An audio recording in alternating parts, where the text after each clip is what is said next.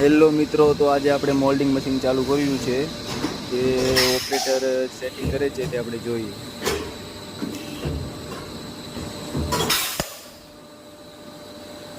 ચાલુ રાખજો.